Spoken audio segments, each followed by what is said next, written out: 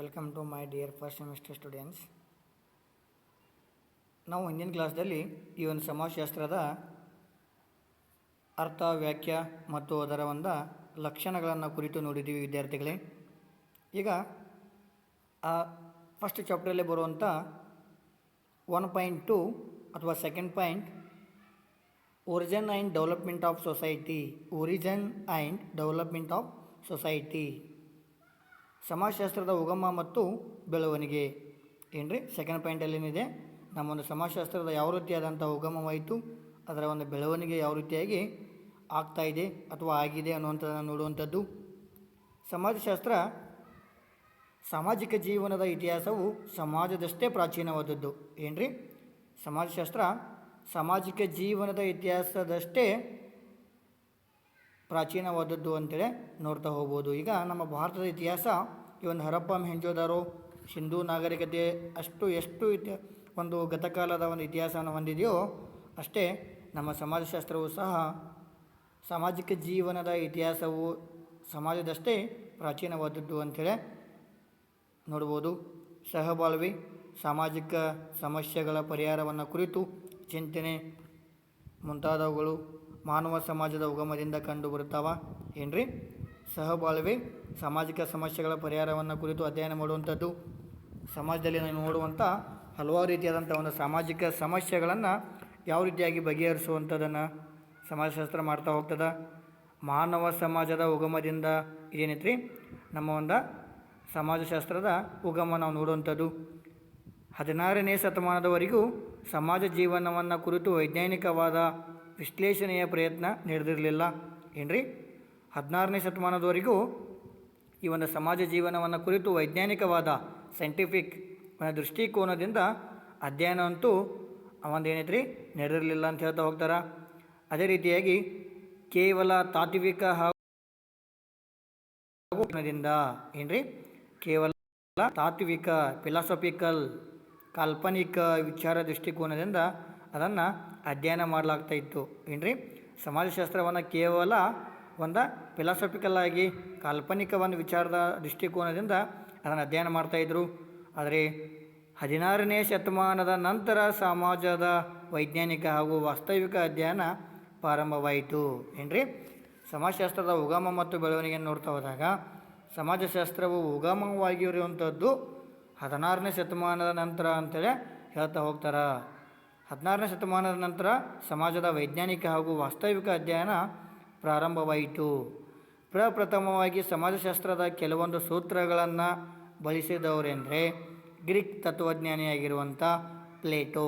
ಏನ್ರಿ ಪ್ಲೇಟೋ ನಮಗೆ ರಾಜ್ಯಶಾಸ್ತ್ರದಲ್ಲಿ ಅಷ್ಟೇ ಅಲ್ಲದೆ ನಮ್ಮ ಸಮಾಜಶಾಸ್ತ್ರದಲ್ಲಿಯೂ ಪ್ರಪ್ರಥಮವಾದಂಥ ಒಂದು ಸೂತ್ರಗಳನ್ನು ಬಳಸಿದವರೆಂದರೆ ನಮ್ಮ ಗ್ರೀಕ್ ತತ್ವಜ್ಞಾನಿ ಮತ್ತು ಅರಿಸ್ಟಾಟಲ್ ಅವರ ಗುರುಗಳಾಗಿರುವಂಥ ಪ್ಲೇಟೋ ಅಂತೇಳಿ ಹೇಳ್ಬೋದು. ಇವರ ಒಂದು ಕಾಲಾವಧಿ ಕ್ರಿಸ್ತಪೂರ್ವ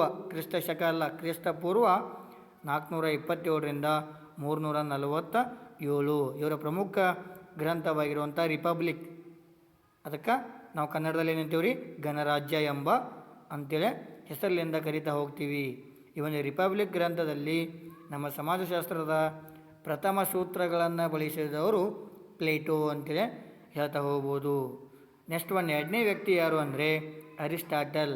ನಿಮಗೆ ಗೊತ್ತಿರಬೇಕು, ಅರಿಸ್ಟಾಟಲ್ ರಾಜ್ಯಶಾಸ್ತ್ರದ ಪಿತಾಮಹ ಅಷ್ಟೇ ಅಲ್ಲದೆ ಸಮಾಜಶಾಸ್ತ್ರದ ಒಂದು ಉಗಮದಲ್ಲಿಯೂ ಸಹ ಇವರ ಪಾತ್ರ ಅವಿಸ್ಮರಣೀಯವಾಗಿದೆ ಅಂತೇಳಿ ಹೇಳ್ತಾ ಹೋಗ್ಬೋದು. ಕ್ರಿಸ್ತಪೂರ್ವ 384ರಿಂದ 322ರವರೆಗೆ ಇವರ ಒಂದು ಕಾಲಾವಧಿಯಾಗಿತ್ತು. ಇವರು ನೀತಿಶಾಸ್ತ್ರ ಮತ್ತು ರಾಜ್ಯಶಾಸ್ತ್ರ ಎಂಬ ಗ್ರಂಥದಲ್ಲಿ ಸಮಾಜ ಹಾಗೂ ರಾಜ್ಯಗಳ ಉಗಮಕ್ಕೆ ಕಾರಣವಾದಂಥ ವೈಜ್ಞಾನಿಕ ವಿಷಯಗಳನ್ನು ಕುರಿತು ವಿವರಿಸ್ತಾ ಹೋಗ್ತಾರೆ. ಯಾರೀ ಅರಿಸ್ಟಾಟಲ್ ಈ ಒಂದು ತಮ್ಮ ನೀತಿಶಾಸ್ತ್ರ ಮತ್ತು ರಾಜ್ಯಶಾಸ್ತ್ರ ಎಂಬ ಗ್ರಂಥದೊಳಗೆ ಸಮಾಜ ಹಾಗೂ ರಾಜ್ಯಗಳ ಉಗಮಕ್ಕೆ ಏನ್ರಿ ಈ ಸೊಸಾಲಜಿ ಮತ್ತು ರಾಜ್ಯಶಾಸ್ತ್ರದ ಕುರಿತು ಸಮಾಜಶಾಸ್ತ್ರ ಮತ್ತು ರಾಜ್ಯಶಾಸ್ತ್ರದ ಒಂದು ಉಗಮಕ್ಕೆ ಯಾವ ರೀತಿಯಾದಂಥ ಅಂಶಗಳು ಕಾರಣವಾಗ್ತವೆ ಅನ್ನುವಂಥದ್ದನ್ನು ವೈಜ್ಞಾನಿಕವಾಗಿ ಸೈಂಟಿಫಿಕ್ ರೀಸನನ್ನು ಇಟ್ಕೊಂಡು ಅಧ್ಯಯನವನ್ನು ಮಾಡ್ತಾ ಹೋಗ್ತಾರೆ. ನೆಕ್ಸ್ಟ್ ಮೂರನೇ ವ್ಯಕ್ತಿ ಯಾರು ಒಂದು ಉಗಮಕ್ಕೆ ನೀಡಿರುವಂಥ ಅಂಶಗಳಲ್ಲಿ ಥರ್ಡ್ ಸೇಂಟ್ ಅಗನೆಸ್ಟ್. ಏನ್ರಿ ಸೇಂಟ್ ಅಗೆನೆಸ್ಟನ್. ಸೇಂಟ್ ಅಗೆನೆಸ್ಟನ್ ಅಂದರೆ ಇವರು ಒಬ್ಬ ಸಮಾಜಶಾಸ್ತ್ರಜ್ಞರು. ಕ್ರಿಸ್ತ ಶಕ 354ರಿಂದ 430 ಕಾಲಾವಧಿಯಲ್ಲಿ ತನ್ನ ಏನ್ರಿ ಡಿಸಿವಿಕ್ಟಾ ಅನ್ನುವಂಥ ಒಂದು ಏನ್ರಿ ಹೊತ್ತಿಗೆಯಲ್ಲಿ ಗ್ರಂಥದಲ್ಲಿ ಅವರ ಒಂದು ಗ್ರಂಥ ಯಾವುದು ಅಂದರೆ ಡಿಸಿವಿಕ್ಟಾ ಡಿ ಅನ್ನುವಂಥ ಒಂದು ಗ್ರಂಥದಲ್ಲಿ ಹೊತ್ತಿಗೆಯಲ್ಲಿ ಇವನ ಸಮಾಜಶಾಸ್ತ್ರದ ಉಗಮವನ್ನು ಕುರಿತು ಸವಿಸ್ತಾರವಾಗಿ ವಿವರಿಸ್ತಾ ಹೋಗ್ತಾರ. ನೆಕ್ಸ್ಟ್ ಒಂದು 4ನೇ ವ್ಯಕ್ತಿ ಯಾರಂದರೆ ಥಾಮಸ್ ಅಕ್ವನಾಸ್. ಥಾಮಸ್ ಅಕ್ವನಾಸ್ ಅನ್ನುವಂಥ ಒಬ್ಬ ವ್ಯಕ್ತಿ ಕ್ರಿಸ್ತ ಶಕ 1227ರಿಂದ 1274 ಒಂದು ಕಾಲಾವಧಿಯಲ್ಲಿ ತಮ್ಮ ಒಂದು ಗ್ರಂಥವಾದಂಥ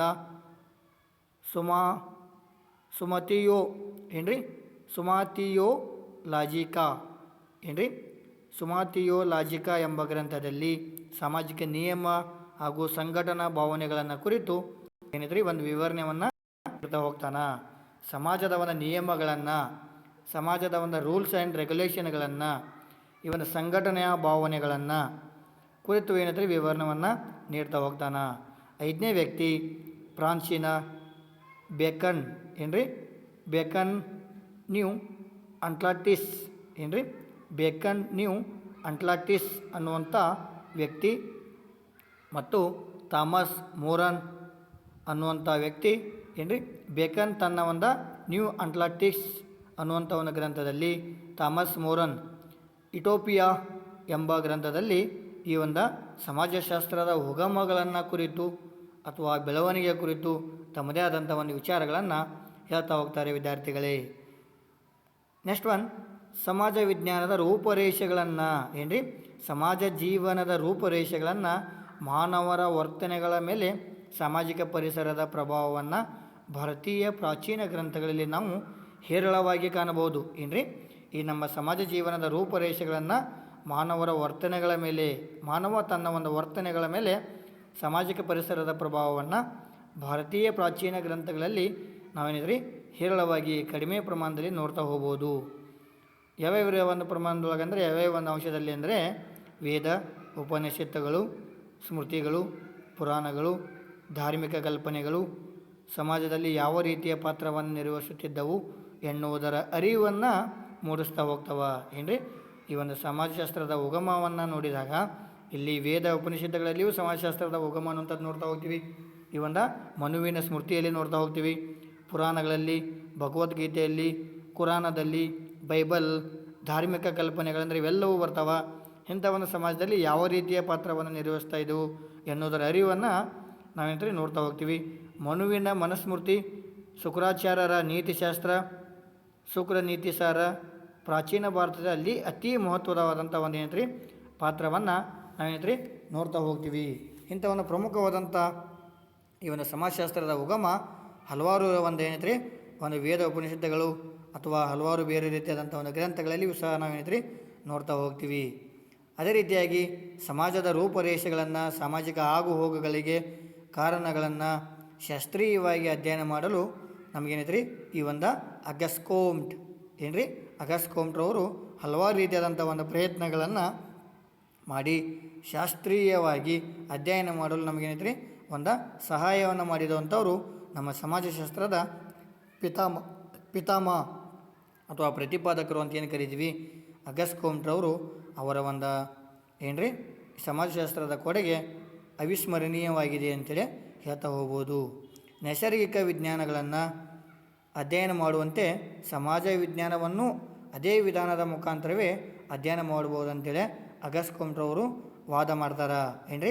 ನೈಸರ್ಗಿಕ ವಿಜ್ಞಾನಗಳನ್ನು ಯಾವ ರೀತಿಯಾಗಿ ಅಧ್ಯಯನ ಮಾಡ್ತೀವೋ ಅದೇ ರೀತಿ ಒಂದು ಸಮಾಜಶಾಸ್ತ್ರದ ಒಂದು ವಿಧಾನ ಅಧ್ಯಯನವೂ ಸಹ ಅದೇ ರೀತಿ ಮಾಡ್ಬೋದು ಅಂತೇಳಿ ಅಗಸ್ಕೋಮ್ಟ್ರವರು ಒಂದು ವಾದವನ್ನು ಮಾಡ್ತಾ ಹೋಗ್ತಾರೆ. ಅಗಸ್ಕೋಮ್ಟ್ರವರು ತನ್ನ ಒಂದು ವಾಸ್ತವಿಕ ತತ್ವಜ್ಞಾನ ಪಾಸಿಟಿವ್ ಫಿಲಾಸಫಿ ಅನ್ನುವಂಥ ಒಂದು ಗ್ರಂಥದಲ್ಲಿ ಅಗಸ್ಕೋಮ್ಟ್ರವರ ಒಂದು ಪ್ರಮುಖವಾದಂಥ ಗ್ರಂಥ ಯಾವುದು ಅಂದರೆ ಪಾಸಿಟಿವ್ ಫಿಲಾಸಫಿ ಅಂತೇಳಿ ಹೇಳ್ತಾ ಹೋಗ್ಬೋದು ವಿದ್ಯಾರ್ಥಿಗಳೇ. ಆ ಒಂದು ಪಾಸಿಟಿವ್ ಫಿಲಾಸಫಿ ತಮ್ಮ ಒಂದು ಅಗಸ್ಕೋಮ್ಟ್ರವರು ತಮ್ಮ ಒಂದು ಪ್ರಮುಖ ಗ್ರಂಥವನ್ನು ಆಗಿರಿಸಿಕೊಂಡು ಸಮಾಜಶಾಸ್ತ್ರದ ಒಂದು ಕೊಡುಗೆ ಹಲವಾರು ರೀತಿಯಾದಂಥ ಗ್ರಂಥದ ಮುಖಾಂತರ ಹೇಳ್ತಾ ಹೋಗ್ತಾರೆ. ಅಗಸ್ಕೋಮ್ಟ್ರವರ ಒಂದು ಏನಂದರೆ ಪರಿಚಯವನ್ನು ನೋಡಿದಾಗ 1798ರಲ್ಲಿ ಜನಿಸಿ 1857ರಲ್ಲಿ ತಮ್ಮ ಒಂದು ಏನೈತ್ರಿ ಕೊನೆಯ ಗಳಿಗೆಯನ್ನು ಕಳೆದಿರುವಂಥದ್ದು. ಅವರ ಒಂದು ಕಾಲಾವಧಿ ಇಷ್ಟೇ 1798ರಿಂದ 1857ರವರೆಗೆ ಅಂತೇಳಿ ಹೇಳ್ಬೋದು ವಿದ್ಯಾರ್ಥಿಗಳೇ.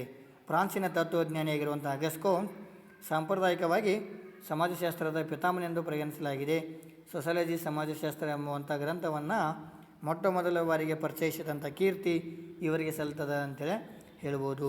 ತಮ್ಮ ಒಂದು ಈ ಏನ್ರಿ ಪಾಸಿಟಿವ್ ಫಿಲಾಸಫಿ ಅನ್ನುವಂಥ ವಾಸ್ತವಿಕ ತತ್ವಜ್ಞಾನ ಅನ್ನುವಂಥ ಒಂದು ಗ್ರಂಥದಲ್ಲಿ ಸಮಾಜಶಾಸ್ತ್ರದ ಸವಿವರವನ್ನು ಹೇಳ್ತಾ ಹೋಗ್ತಾನೆ.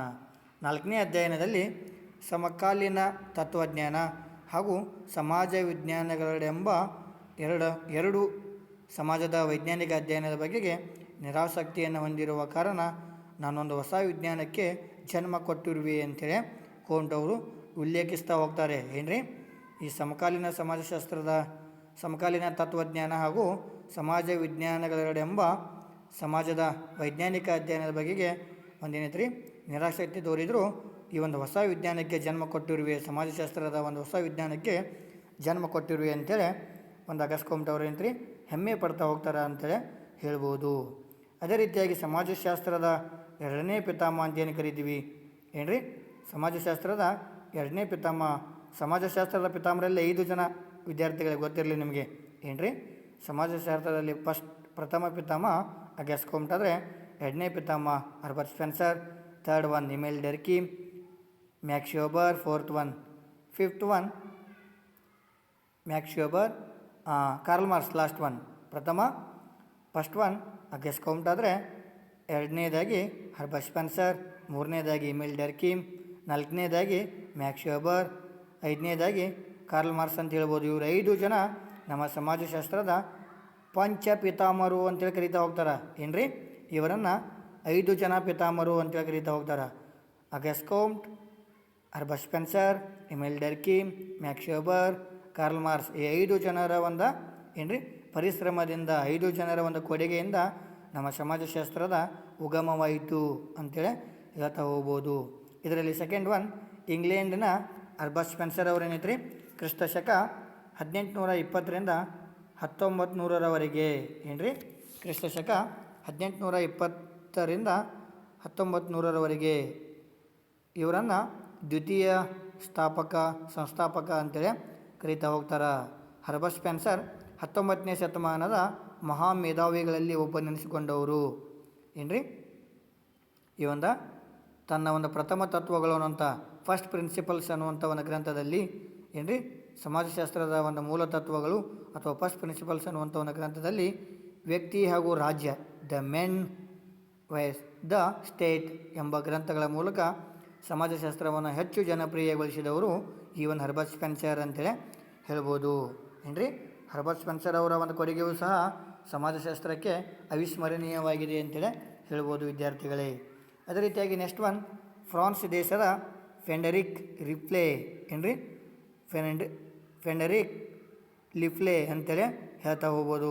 ಫ್ರಾನ್ಸ್ ದೇಶದ ಫೆಡೆರಿಕ್ ಲಿಫ್ಲೆ ಕ್ರಿಸ್ತಶಕ 1806ರಿಂದ 1882ರ ತನ್ನ ಒಂದು ಕಾಲಾವಧಿಯನ್ನು ಒಳಗೊಂಡು ಈ ಒಂದು ವಿಜ್ಞಾನಿಯು ತನ್ನ ಸಂಶೋಧನೆಯಲ್ಲಿ ಪ್ರಥಮವಾಗಿ ಪಕ್ಷೀಯ ಕಾರ್ಯ ಕೇಸ್ ವರ್ಕ್ ಪದ್ಧತಿಯನ್ನು ಬಳಸಿದವರು ಏನ್ರಿ. ತನ್ನ ಒಂದು ಸಂಶೋಧನೆಯಲ್ಲಿ ಕೇಸ್ ವರ್ಕ್ ಅನ್ನುವಂಥ ಒಂದು ವಿಚಾರವನ್ನು ಬಳಸಿ ಯುರೋಪದ ಕೆಲಸಗಾರರಿಗೆ ಒಂದೇನೈತ್ರಿ ಕೆಲಸಗಾರರು ಎಂಬ ಹೊತ್ತಿಗೆಯಲ್ಲಿ ರಿಪ್ಲೆ ಕುಟುಂಬದ ಮುಖಂಡ ಹಣವನ್ನೇ ಅಧ್ಯಯನದ ಕೇಂದ್ರ ಬಿಂದುವನ್ನಾಗಿ ಇರಿಸಿಕೊಂಡಿದ್ದರು. ಈತನ ಕಾರ್ಯವನ್ನು PV ಯಂಗ್ ವರ್ಣಿಸ್ತಾ ಹೋಗ್ತಾರೆ. ಫ್ರಾನ್ಸ್ದಲ್ಲಿ ಸಮಾಜ ಸುಧಾರಣೆ, ಕಾರ್ಮಿಕ ಸಂಘಟನೆ, ಕೌಟುಂಬಿಕ ಸುವ್ಯವಸ್ಥೆ ಮುಂತಾದವುಗಳನ್ನು ಲಿಫ್ಲೆಯ ಇತರ ಮಹತ್ವದ ಕೃತಿಗಳಾಗಿದ್ದವು ಅಂತೇಳಿ ಹೇಳ್ತಾ ಹೋಗ್ಬೋದು. ಸಮಾಜದಲ್ಲಿ ಸಮವಿಭಜನೆ, ಆತ್ಮಹತ್ಯೆ, ಧರ್ಮದ ಪ್ರಾಥಮಿಕ ರೂಪ ಮುಂತಾದ ಅಮೂಲ್ಯ ಕೃತಿಗಳಿಂದ ಡೆರ್ಕೀಮ್ ಏನ್ರಿ ಸಮಾಜಶಾಸ್ತ್ರದ ತೃತೀಯ ಪಿತಾಮಹ 3ನೇ ಪಿತಾಮಹ ಅಂತ ಏನು ಕರಿತೀವಿ. ಇಮೇಲ್ ಡೆರ್ಕೀಮ್ ತನ್ನದೇ ಆದಂಥ ಒಂದು ಕೃತಿಗಳಿಂದ ಸಮಾಜಶಾಸ್ತ್ರದ ಅಧ್ಯಯನದ ಕ್ಷೇತ್ರದಲ್ಲಿ ಎಲ್ಲರ ಗಮನವನ್ನು ಸೆಳೆದಿರುತ್ತಾರೆ ಅಂತೇಳಿ ಹೇಳ್ಬೋದು. ತನ್ನ ಒಂದು ಕೃತಿಗಳು ಯಾವಪ್ಪ ಅಂದರೆ ಶ್ರಮ ವಿಭಜನೆ, ಆತ್ಮಹತ್ಯೆ, ಸೊಸೈಡ್ ಥಿಯರಿ ಅಂತ ಏನು ಕರಿತೀವಿ, ಆತ್ಮಹತ್ಯೆ, ಧರ್ಮದ ಪ್ರಾಥಮಿಕ ರೂಪ ಇಂಥವೆಲ್ಲ ಒಂದು ಕೃತಿಗಳಿಂದ ಆ ಒಂದು ಏನಂದರೆ ಇಮೇಲ್ ಡೆರ್ಕೀಮ್ರವರು ತಮ್ಮ ಒಂದು ಸಮಾಜಶಾಸ್ತ್ರದ ಕುರಿತು ವಿಚಾರಗಳನ್ನು ಹಂಚಿಕೊಂಡವರು ಅಂತ ಹೇಳ್ಬೋದು. ಡರ್ಕಿಮ್ನ ಪ್ರಕಾರ ವ್ಯಕ್ತಿಯ ಚಟುವಟಿಕೆಗಳ ಮೇಲೆ ಹೆಚ್ಚಾಗಿ ಚಟುವಟಿಕೆಗಳ ಮೇಲೆ ಸಮೂಹದ ಪ್ರಭಾವ ಹೆಚ್ಚಾಗಿ ಕಂಡುಬರ್ತದೆ. ಮ್ಯಾಕ್ಸ್ ವೆಬರ್ನ ಪ್ರಕಾರ ಸಮೂಹಕ್ಕಿಂತಲೂ ವ್ಯಕ್ತಿಯ ಒಂದು ಪ್ರಧಾನವಾಗಿರುವಂಥದ್ದು ಏನ್ರಿ, ಸಮೂಹಕ್ಕೆ ಒಂದು ಪ್ರಾಮುಖ್ಯತೆಯನ್ನು ಕೊಡೋದಕ್ಕಿಂತಲೂ ಒಂದೇನೈತ್ರಿ ಈ ಒಂದು ವ್ಯಕ್ತಿಯ ಪ್ರಧಾನವಾಗಿರುವಂಥದ್ದು ಅಂತೇಳಿ ಮ್ಯಾಕ್ಸ್ ವೆಬರ್ ಅವರು ಹೇಳ್ತಾ ಹೋಗ್ತಾರೆ ಏನ್ರಿ. ಮ್ಯಾಕ್ಸ್ ವೆಬರ್ ಅವ್ರ ಪ್ರಕಾರ ಸಮೂಹಕ್ಕಿಂತಲೂ ವ್ಯಕ್ತಿಯೇ ಪ್ರಧಾನವಾಗಿರ್ತಾನ ಅಂತೇಳಿ ಹೇಳ್ತಾರೆ. Lester Ward, Small Sumner, Keller, Westermarck, Hobhouse, Giddings, Ogburn, C.H. Cooley, MacIver, Sorokin, Page, Nimkoff, Tylor, Morgan ಇವರೆಲ್ಲರೂ ನಮ್ಮ ಒಂದು ಸಮಾಜಶಾಸ್ತ್ರದ ಪಾಶ್ಚಾತ್ಯ ಸಮಾಜಶಾಸ್ತ್ರಜ್ಞರು ಅಂತೇಳಿ ಹೇಳ್ತಾ ಹೋಗ್ಬೋದು. ಇಂಥ ಎಲ್ಲ ವ್ಯಕ್ತಿಗಳ ಒಂದು ಕೊಡುಗೆಯಿಂದ ಸಮಾಜಶಾಸ್ತ್ರದ ಒಂದು ಉಗಮ ಬೆಳವಣಿಗೆ ಆಗೋಕ್ಕೆ ಕಾರಣವಾಗಿದೆ ಅಂತೇಳಿ ಹೇಳ್ಬೋದು. ನಮ್ಮ ಭಾರತೀಯ ಸಮಾಜಶಾಸ್ತ್ರಜ್ಞರು ಅಂದರೆ M.N. ಶ್ರೀನಿವಾಸ್, ಮಜುಮ್ದಾರ್, ಮದನ್ ಲಾಲ್ ಮತ್ತು G.S. ಗುರೆ, ಪಾರ್ವತಮ್ಮ ದುಬೆ, ದೇಸಾಯಿ, ಈರಾವತಿ ಕರ್ವೆ, ಪೆಂಡರಿನಾಥ ಪ್ರಭು, ರಾಧಾಕಮಲ್ ಮುಖರ್ಜಿ, A.R. ವಾಡಿಯಾ, ಅನಂತಕೃಷ್ಣ ಅಯ್ಯರ್, K.M. ಕಫಾಡಿಯಾ ಮುಂತಾದವರು ನಮ್ಮ ಭಾರತೀಯ ಸಮಾಜಶಾಸ್ತ್ರಜ್ಞರು. ಈ ಒಂದು ನಮ್ಮ ಸಮಾಜಶಾಸ್ತ್ರದ ಉಗಮಕ್ಕೆ ಮತ್ತು ಬೆಳವಣಿಗೆಗೆ ಅವರ ಒಂದು ಜನಪ್ರಿಯತೆಯೂ ಸಹ ಏನಿದ್ರಿ ಅಲ್ಲಗಳೆಯುವಂತಿಲ್ಲ ಅಂತೇಳಿ ಹೇಳ್ಬೋದು. ಇದಿಷ್ಟು ನಮ್ಮ ಒಂದು ಈ ಸಮಾಜಶಾಸ್ತ್ರದ ಉಗಮ ಆಗುವಲ್ಲಿ ಇಷ್ಟು ವ್ಯಕ್ತಿಗಳ ಒಂದು ಪಾತ್ರ ಪ್ರಮುಖವಾಗಿದೆ ಅಂತೇಳಿ ಹೇಳ್ಬೋದು ವಿದ್ಯಾರ್ಥಿಗಳೇ. ಈ ಒಂದು ಸಮಾಜಶಾಸ್ತ್ರದ ಉಗಮಕ್ಕೆ ಪೂರಕವಾದ ಸಾಮಾಜಿಕ ವಿದ್ಯಮಾನಗಳು ಯಾವುವು ಅನ್ನುವಂಥದ್ದು ಏನ್ರಿ. ಸಮಾಜಶಾಸ್ತ್ರದ ಉಗಮಕ್ಕೆ ಪೂರಕವಾದ ಸಾಮಾಜಿಕ ವಿದ್ಯಮಾನಗಳು ಯಾವುವು ಅನ್ನುವಂಥದ್ದನ್ನು ನೋಡ್ತಾ ಹೋದಾಗ ವಿದ್ಯಾರ್ಥಿಗಳೇ, ವಿವಿಧ ಚಿಂತನಕಾರರು ಮತ್ತು ವಿದ್ವಾಂಸರು ತಮ್ಮ ಒಂದು ಪ್ರಯತ್ನದಿಂದ ಸಮಾಜಶಾಸ್ತ್ರವು ಮೂರ್ತ ಸ್ವರೂಪವನ್ನು ತಾಳಿರುವಂಥದ್ದು. ಕೆಲವೊಂದು ಸಾಮಾಜಿಕ, ರಾಜಕೀಯ, ಆರ್ಥಿಕ ಮತ್ತು ಧಾರ್ಮಿಕ ಆಗುಹೋಗುಗಳು ಕೂಡ ಸಮಾಜಶಾಸ್ತ್ರದ ಉಗಮಕ್ಕೆ ಕಾರಣವಾದವುಗಳು ಅಂತೇಳಿ ಹೇಳ್ತಾ ಹೋಗ್ತಾರೆ ಏನ್ರಿ. ಒಂದು ವಿವಿಧ ಚಿಂತನಕಾರರು, ವಿವಿಧ ಸಮಾಜಶಾಸ್ತ್ರಜ್ಞರು, ವಿವಿಧ ವಿದ್ವಾಂಸರು ಏನು ಹೇಳ್ತಾರೆ ಅಂದರೆ, ಈ ಮೂರ್ತ ಸ್ವರೂಪವನ್ನು ತಾಳಿರುವ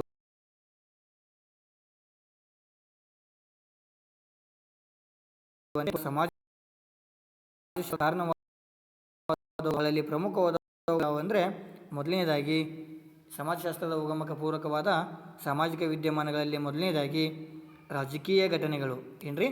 ಈ ಒಂದು ರಾಜಕೀಯ ಘಟನೆಗಳು ಯಾವಾಗ ನಡೀತಾವಪ್ಪ ಅಂದರೆ, ಈ ಒಂದು ಸಮಾಜಶಾಸ್ತ್ರದ ಉಗಮಕ್ಕೆ ಬೆಳವಣಿಗೆ ಆಗುವಲ್ಲಿ ರಾಜಕೀಯ ಘಟನೆಗಳು ಯಾವುವು ಅಂದರೆ, ಉದಾಹರಣೆಗೆ ಫ್ರಾನ್ಸ್ ಮತ್ತು ಯುರೋಪಿನ ರಾಜಕೀಯ ಕ್ರಾಂತಿಗಳು ಒಂದೇನಿದ್ರಿ ಪರಿಣಾಮಕಾರಿಯಾಗಿರುವಂಥದ್ದು.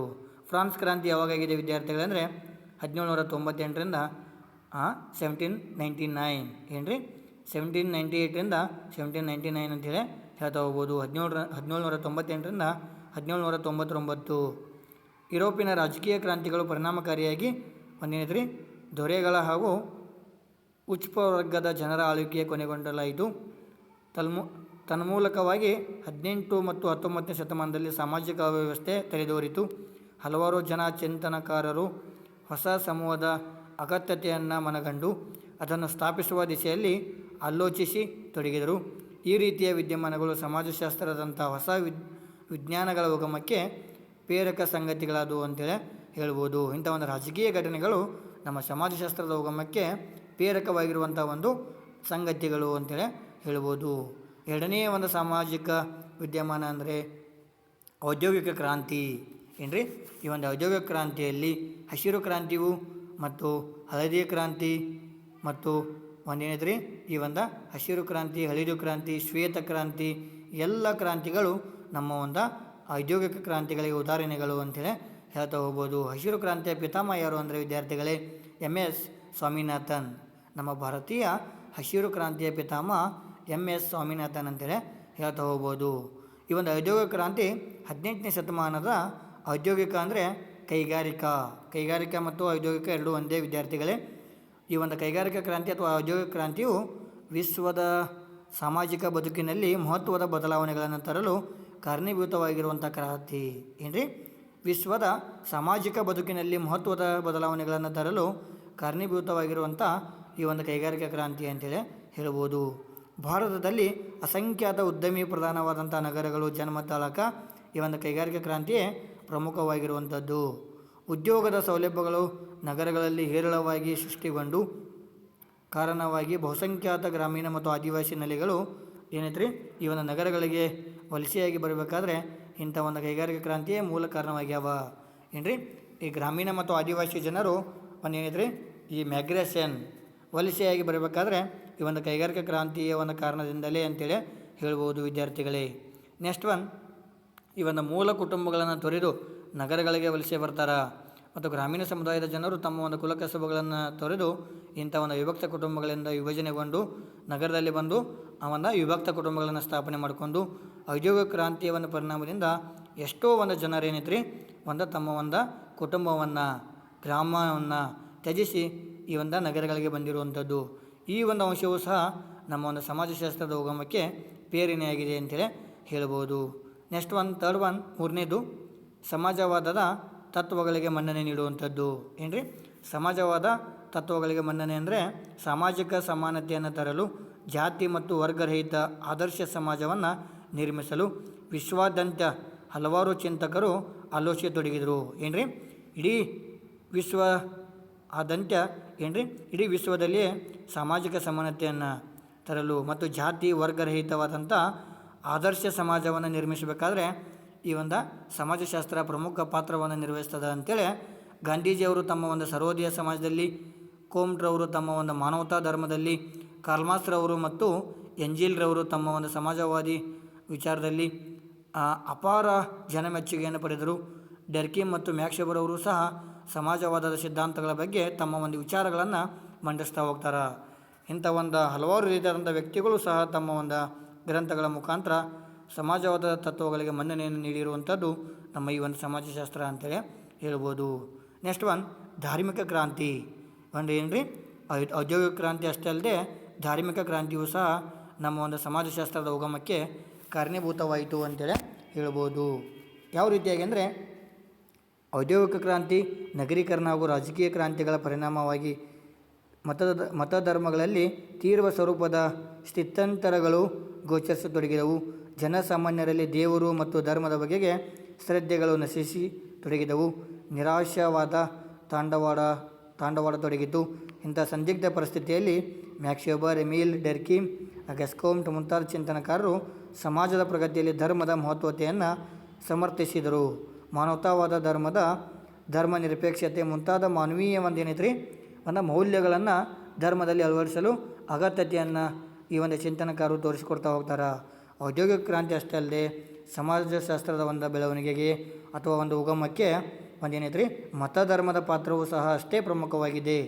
ಧರ್ಮದ ಕುರಿತು ಈ ಒಂದು ರಿಲಿಜನ್ ಏನ್ರಿ ಧರ್ಮ ಅನ್ನುವಂಥದ್ದು ನಮಗೆ ಮಾನವನ ಹುಟ್ಟುವಿನಿಂದ ಹಿಡಿದು ಅವನ ಸಾವಿನವರೆಗೂ ಸಹ ಧರ್ಮ ಅನ್ನುವಂಥದ್ದು ಮಾನವನ ಜೊತೆಗೆ ಸಾಗುವಂಥದ್ದು. ಏನ್ರಿ ದೇವರ ಮೇಲೆ ನಂಬಿಕೆ, ಧರ್ಮದ ಬಗ್ಗೆ ಶ್ರದ್ಧೆ, ನಿರಾಶವಾದಂಥ ಒಂದು ಏನಿದ್ರೆ ಭಾವನೆ ಕಡಿಮೆ ಆಗತೊಡಗಿತು. ಇಂಥ ಒಂದು ಸಂದಿಗ್ಧ ಪರಿಸ್ಥಿತಿಯಲ್ಲಿ ಮ್ಯಾಕ್ಸ್ವೆಬರ್ ಅವರು ಮತ್ತು ಕಾರ್ಲ್ಮಾರ್ಕ್ಸ್ರವರು, ಅದೇ ರೀತಿಯಾಗಿ ಅಗಸ್ಕೋಮ್ಟ್ರವರು ಇಂಥವೆಲ್ಲ ಮುಂತಾದಂಥ ಒಂದು ಏನಿದ್ರಿ ಚಿಂತನಕಾರರು ಸಮಾಜದ ಪ್ರಗತಿಯಲ್ಲಿ ಧರ್ಮದ ಮಹತ್ವತೆಯನ್ನು ಏನೈತ್ರಿ ಸಮರ್ಥಿಸತೊಡಗಿದರು ಅಂತೇಳಿ ಹೇಳ್ಬೋದು. ಈ ಒಂದು ಮೌಲ್ಯಗಳನ್ನು ಧರ್ಮದಲ್ಲಿ ಅಳವಡಿಸಿದರು. ಅಗತ್ಯತೆಯನ್ನು ಚಿಂತನಕಾರರು ತಿಳಿಸಿಕೊಟ್ರು. ಇನ್ನೊಂದೆಡೆಗೆ ಅತಿಯಾದ ಧರ್ಮಾಭಿಮಾನವನ್ನು ಕಾರ್ಲ್ಮಾರ್ಕ್ಸ್ ಅವರು ಒಂದು ಅಫೀಮನ್ನು ಒಂದೇನಿದ್ರಿ ತಮ್ಮ ಒಂದು ಆಶೆಯನ್ನು ಪ್ರೇರಣೆಯನ್ನು ವ್ಯಕ್ತಪಡಿಸಿದರು ಅಂತೇಳಿ ಮಾದಕ ದ್ರವ್ಯವೆಂದು ಎಚ್ಚರಿಕೆ ನೀಡತೊಡಗಿದರು ಅಂತೇಳಿ ಹೇಳ್ಬೋದು. ನೆಕ್ಸ್ಟ್ ಒನ್, ಈ ಒಂದು ಸಮಾಜಶಾಸ್ತ್ರದ ಉಗಮಕ್ಕೆ ಕಾರಣವಾಗಿರುವಂಥ ಅಂಶಗಳು ಅಂದರೆ ಐದನೇದು ಸಮಾಜ ವಿಜ್ಞಾನಗಳ ಬೆಳವಣಿಗೆ. ಏನ್ರಿ ಸಮಾಜ ವಿಜ್ಞಾನಗಳ ಬೆಳವಣಿಗೆಯೂ ಸಹ ನಮ್ಮ ಸಮಾಜಶಾಸ್ತ್ರದ ಉಗಮಕ್ಕೆ ಒಂದೇನೈತ್ರಿ ಕಾರಣವಾಗೈತಿ ಅಂತೇಳಿ ಹೇಳ್ಬೋದು. ಈ ಒಂದು ಸಮಾಜ ವಿಜ್ಞಾನಗಳಲ್ಲಿ ಬರುವಂಥ ಭೌತ ವಿಜ್ಞಾನ, ರಸಾಯನಶಾಸ್ತ್ರ, ಭೂಗೋಳಶಾಸ್ತ್ರ, ಖಗೋಳಶಾಸ್ತ್ರ ಮತ್ತು ಇತಿಹಾಸ, ರಾಜ್ಯಶಾಸ್ತ್ರ, ಅರ್ಥಶಾಸ್ತ್ರ ಇಂಥ ಮುಂತಾದಂಥ ವಿಷಯಗಳು ಸಹ ನಮ್ಮ ಸಮಾಜದ ಏನ್ರಿ ತೀವ್ರ ಸ್ವರೂಪದ ಪರಿವರ್ತನೆಗೆ ಏನ್ರಿ ಅತಿ ಹೆಚ್ಚಳ ಸ್ವರೂಪದ ಒಂದು ಪರಿವರ್ತನೆಗೆ ಬದಲಾವಣೆಗೆ ಕಂಡುಬಂದಂಥ ಪರಿಣಾಮಕಾರಿಯಾಗಿರುವಂಥ ಅದೇ ರೀತಿಯಾಗಿ ಕೋಮ್ಟನ ಪ್ರತ್ಯೇಕವಾದ ಪ್ರಮಾಣವಾದ ನಿಯಮಗಳಿಗೆ ಅನುಗುಣವಾಗಿ ಮಾನವ ಸಮಾಜದ ಅಧ್ಯಯನ ಮಾಡಬೇಕೆಂದು ತನ್ನ ಚಿಂತನೆಗಳನ್ನು ಮಂಡಿಸ್ತಾ ಹೋಗ್ತಾನೆ.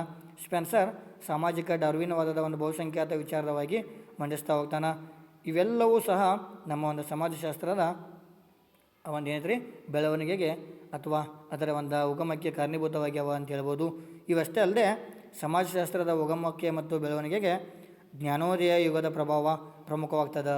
ಏನ್ರಿ ಈ ಒಂದು ಜ್ಞಾನೋದಯ ಯುಗದ ಪ್ರಭಾವವು ಸಹ ನಮ್ಮ ಒಂದು ಸಮಾಜಶಾಸ್ತ್ರದ ಬೆಳವಣಿಗೆಗೆ ಏನೈತ್ರಿ ಕಾರಣವಾಗಿರುವಂಥದ್ದು. ಯಾವ ರೀತಿಯಾಗಿ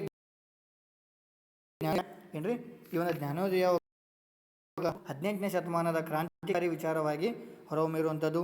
ಅದೇ ರೀತಿಯಾಗಿ ಅವಳಿ ಕ್ರಾಂತಿಗಳು ಅಂತ ಹೇಳ್ಬೋದು. ಅವಳಿ ಕ್ರಾಂತಿ ಅಂದರೆ ಇಲ್ಲಿ ಫ್ರಾನ್ಸ್ ಕ್ರಾಂತಿ, ಅದೇ ರೀತಿಯಾಗಿ ಇಲ್ಲೇನೈತ್ರಿ ರಾಜಕೀಯ ಕ್ರಾಂತಿ ಅಥವಾ ಕೈಗಾರಿಕಾ ಕ್ರಾಂತಿ ಅಂತೇಳಿ ಹೇಳ್ತಾ ಹೋಗ್ಬೋದು. ಅದೇ ರೀತಿಯಾಗಿ ಒಂದು ಏನೈತ್ರಿ ಸಮಾಜವಾದದ ಸಮಾಜವಾದವು ಸಹ ಏನೈತ್ರಿ ಇಲ್ಲಿ ಉದಯವಾಗತೊಡಗಿತು. ಅದೇ ರೀತಿಯಾಗಿ ನಗರೀಕರಣದ ಒಂದು ಪ್ರಭಾವ, ವಿಜ್ಞಾನಗಳ ಒಂದು ಬೆಳವಣಿಗೆ, ಇವೆಲ್ಲವೂ 10 ಅಂಶಗಳೇನೈತ್ರಿ ನಮ್ಮ ಸಮಾಜಶಾಸ್ತ್ರದ ಒಂದು ಏನೈತ್ರಿ ಬೆಳವಣಿಗೆಗೆ ಕಾರಣೀಭೂತವಾಗ್ತವ, ಒಂದು ಪ್ರೇರಕವಾಗ್ತವ ಅಂತೇಳಿ ಹೇಳ್ಬೋದು ವಿದ್ಯಾರ್ಥಿಗಳೇ. ಒಟ್ಟಾರೆಯಾಗಿ ಉಪಸಂಹಾರವನ್ನು ನೋಡಿದಾಗ ಈ ಸಮಾಜಶಾಸ್ತ್ರದ ಉಗಮ ಮತ್ತು ಬೆಳವಣಿಗೆಯ ಒಂದೇನಿದ್ರಿ ಉಪಸಂಹಾರವನ್ನು ನೋಡಿದಾಗ ಈ ಮೇಲೆ ವಿವಿಧ ಕಾರಣಗಳಿಂದ ಸಮಾಜಶಾಸ್ತ್ರವು ಒಂದು ಸ್ವತಂತ್ರ ವಿಜ್ಞಾನವಾಗಿ ಅಸ್ತಿತ್ವದಲ್ಲಿ ಬಂದಿರುವಂಥದ್ದನ್ನು ನಾವು ನೋಡ್ಬೋದು. ಆಧುನಿಕ ಯುಗದಲ್ಲಿ ಸಮಾಜಶಾಸ್ತ್ರವು ಹಲವಾರು ವಿಶೇಷ ಕ್ಷೇತ್ರಗಳಲ್ಲಿ ಒಂದೇನಿದ್ರಿ ಶಾಖೋಪಶಾಖೆಯಾಗಿ ಬೆಳೆಯಲು ತೊಡಗಿತು. ಗ್ರಾಮೀಣ ಸಮಾಜಶಾಸ್ತ್ರವಾಗಿ ಬೆಳೆಯಿತು, ನಗರ ಸಮಾಜಶಾಸ್ತ್ರವಾಗಿ ಬೆಳೆಯಿತು, ಔದ್ಯೋಗಿಕ ಅಥವಾ ಕೈಗಾರಿಕಾ ಸಮಾಜಶಾಸ್ತ್ರವಾಗಿ ಬೆಳೆಯಿತು, ಶೈಕ್ಷಣಿಕ ಸಮಾಜಶಾಸ್ತ್ರವಾಗಿ ಬೆಳೆಯಿತು, ವೈದ್ಯಕೀಯ ಸಮಾಜಶಾಸ್ತ್ರವಾಗಿ ಬೆಳೆಯಿತು, ರಾಜಕೀಯ ಸಮಾಜಶಾಸ್ತ್ರವಾಗಿ ಬೆಳೆಯಿತು, ಆರ್ಥಿಕ ಸಮಾಜಶಾಸ್ತ್ರವಾಗಿ ಬೆಳೆಯಿತು. ಇಂಥ ಎಲ್ಲ ಮುಂತಾದ ಒಂದು ವಿಷಯಗಳನ್ನು ಶಾಖೆಗಳಾಗಿ ಸಮಾಜಶಾಸ್ತ್ರ ತನ್ನ ವಿಶೇಷ ಶಾಖೆಗಳನ್ನು ಏನೈತ್ರಿ ಹೊರಹೊಮ್ಮಲು ಅಥವಾ ಬೆಳವಣಿಗೆಯಾಗಲು ಈ ಎಲ್ಲ ಮೇಲೆ ನೋಡಿರುವಂಥ ಎಲ್ಲ ಒಂದು ಅಂಶಗಳು ನಮ್ಮ ಒಂದು ಸಮಾಜಶಾಸ್ತ್ರದ ಉಗಮ ಮತ್ತು ಬೆಳವಣಿಗೆಗೆ ಕಾರಣೀಭೂತವಾಗಿರುವಂಥ ಅಂಶಗಳು ಅಂತೇಳಿ ಹೇಳ್ಬೋದು ವಿದ್ಯಾರ್ಥಿಗಳೇ. ಏನಾದರೂ ಈ ಒಂದು ಸಮಾಜಶಾಸ್ತ್ರದ ಉಗಮ ಮತ್ತು ಬೆಳವಣಿಗೆಯಲ್ಲಿ ಡೌಟ್ಸ್ಗಳಿದ್ದರೆ ನೇರವಾಗಿ ನನಗೇನೈತ್ರಿ ಸಂಪರ್ಕಿಸಿ ಅಂತೇಳಿ ಹೇಳ್ಬೋದು ವಿದ್ಯಾರ್ಥಿಗಳೇ. ಧನ್ಯವಾದಗಳು ಇವತ್ತಿನ ಒಂದು ಕ್ಲಾಸಿಗೆ.